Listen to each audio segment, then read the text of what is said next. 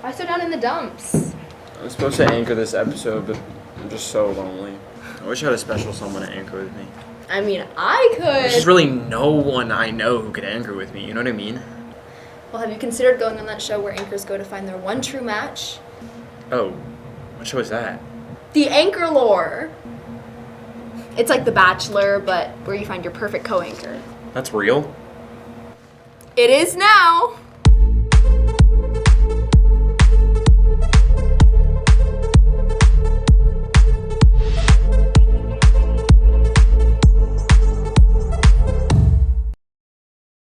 It's been so nice to meet you guys, and I'm honored that you're all interested in anchoring with me. All right, Will. Now it's time for the tough decisions. Maya, it's amazing how talented you are at reading lines off a teleprompter. But I have to be honest, I don't think you're here for the right reasons. What? You broke into my computer to watch the new episode of The Update. I did not. I can't believe you would accuse me of that. We are over, Will. Okay, fine. I broke into his computer, but not to watch The Update. I was just hacking his bank account. God, the things people accuse you of. Raven, you are so nice. I just feel like you're really into anchoring.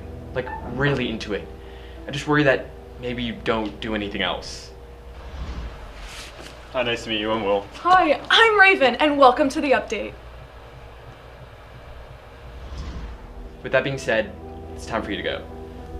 In that tragic turn of events, Raven has been eliminated from the Anchor-lor and will return home to the dismay of fans across the nation.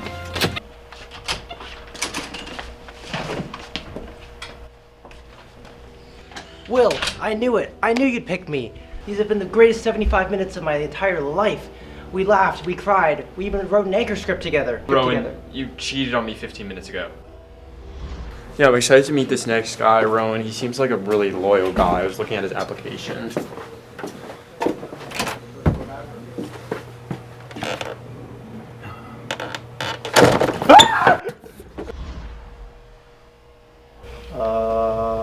Leave. Just leave. This is all so stupid. I'm never gonna find a co-anchor that really gets me. Hey man, don't get so down. Let's go get something to eat. We can get your favorite drink. A venti iced caramel macchiato with almond milk and whipped cream.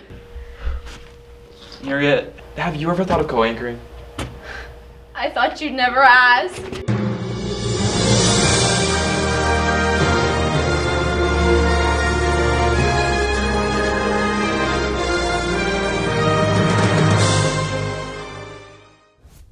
Good morning, I'm Neria Abbimutt. And I'm William Yanhs. Welcome to another episode of The Update.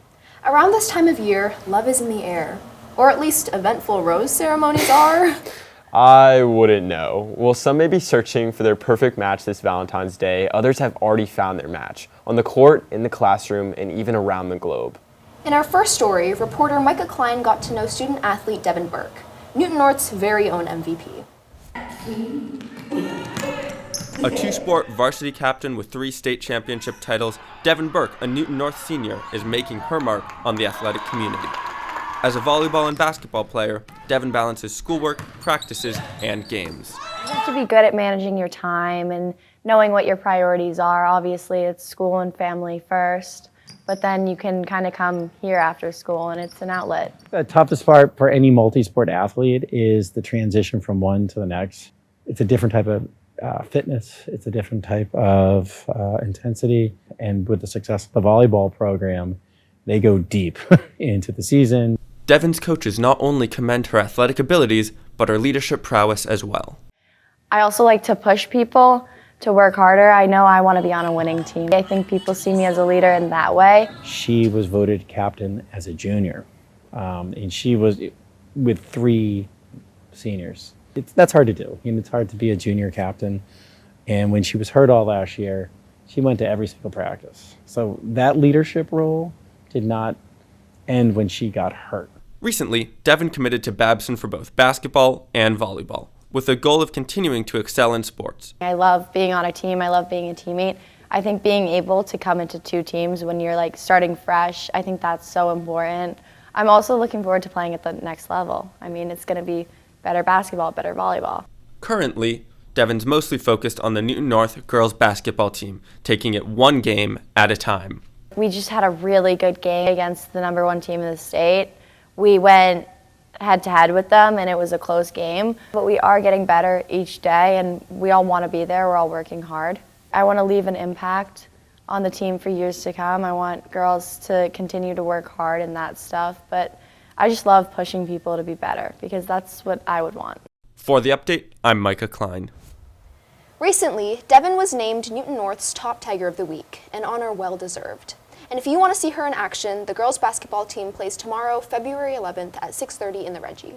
Now, while some students are scoring points on the court, others have been making connections on the other side of the globe. For the first time in 5 years, the Newton's Jingshan exchange program is back, and a group of our students recently traveled to Beijing to experience Chinese culture firsthand.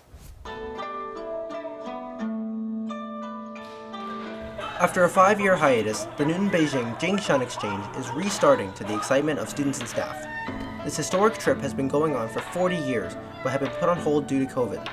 Coordinator Star Lu was eager to get the program up and running again for the 2024-2025 school year. Jingshan Exchange is the longest U.S.-China secondary school exchange program. So it's the longest of the country. And we have a very strong Chinese program. And we also think that it's very important for the two countries to understand each other from people to people. North student and exchange participant Indy Springer is looking forward to traveling to Beijing and experiencing Chinese culture. I haven't left the country ever in my life, so I'm hoping to make this my first trip, make it memorable.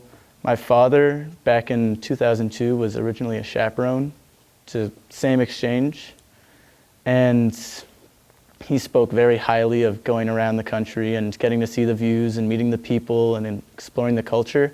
That's driven me a lot, and it's kind of made me want to see the world, especially China.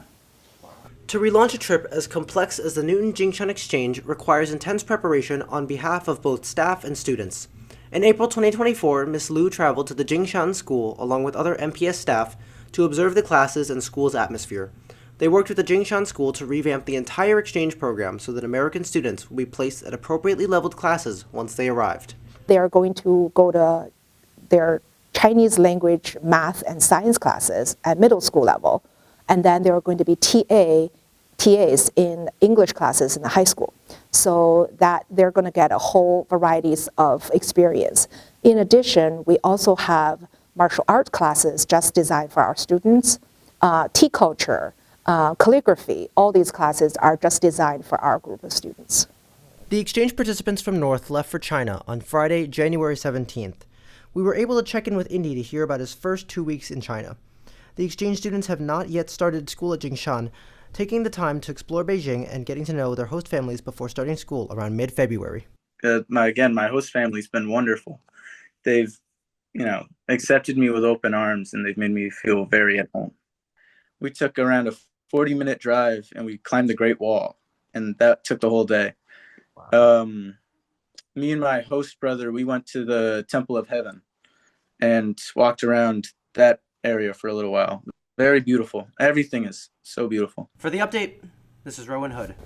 We can't wait to hear all about their experiences when they return home. Our exchange students are representing Newton on a global scale. From abroad to within our nation, the new political landscape is dominating our attention. So what are Newton North students expecting from our new administration? William sat down with a few student leaders to find out. Donald Trump will become the 47th President of the United States. On the morning of November 6th, 2024, America made its voice heard. In some spaces, there were booming cheers and frantic celebrations, while in others, there were stifled cries and unending conversations about why and how America had chosen its president.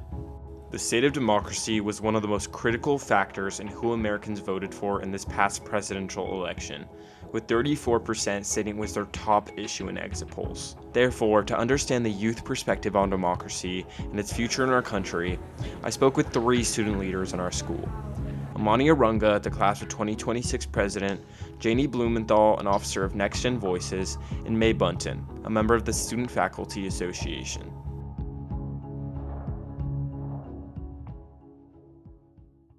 I think that right now the US is in a very precarious place because we could go in a lot of different directions. We see a lot of mob psychology, we see a lot of outside influences influencing the way that people think, and I think that we have to be very careful with how we proceed. I kind of don't envision the state of democracy improving too much within the next 4 years. I think like the values on which like democracy was kind of built upon are slowly eroding, and I think we've seen that in the past and like we continue to see it right now. I'm very privileged to live in an area where I may not be affected by some of the changes that are to come, but I do expect some limitations on the voices of minorities and other ethnic groups that have been historically marginalized.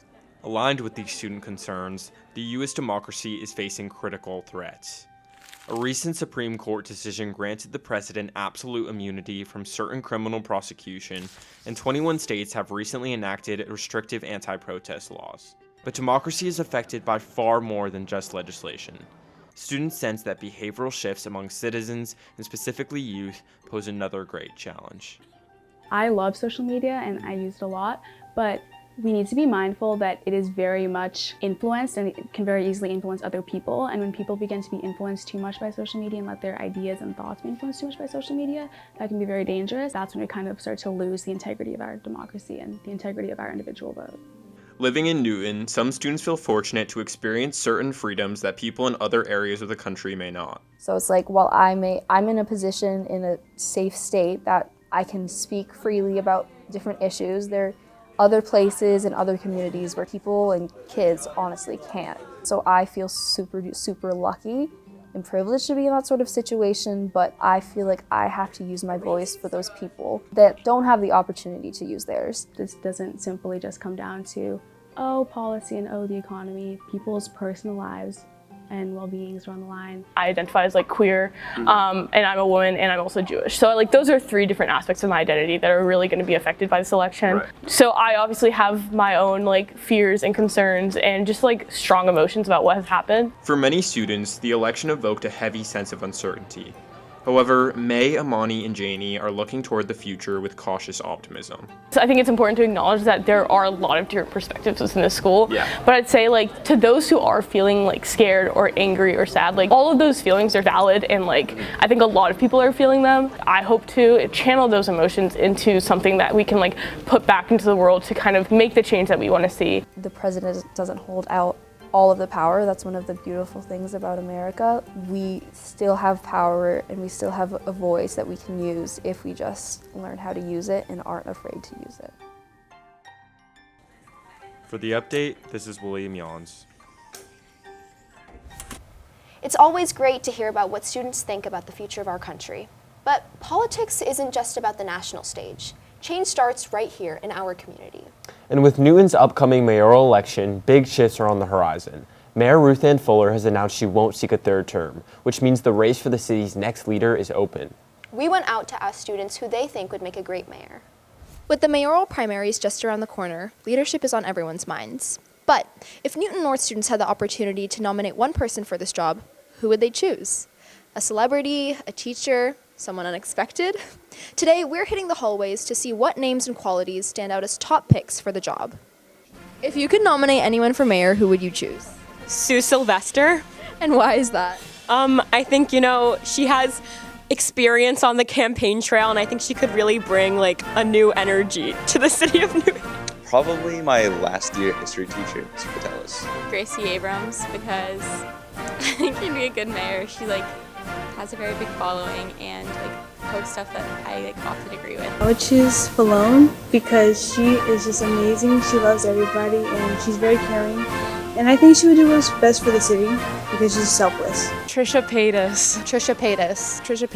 I think she's really gone on a incline. I think she's really, I think she cares about the people. I could see her really just representing me well. She's just nice to everybody and doesn't judge people. Because she's iconic and Newton needs to be more iconic. I would most likely choose Pedro Pascal because he's just honestly a really great guy and he seems like he would do a lot for us as mayor. Jennifer Coolidge. And why is that? Because I think she has a real passion for people, and I think she's pro everything Newton is pro, especially the LGBTQ plus community. And that's our show. Whether you're celebrating Valentine's Day with a special someone, your best friends, or just enjoying a box of chocolates solo, we hope your week is filled with love. And maybe even a few rose ceremonies of your own. Thanks for watching, and we'll see you next time.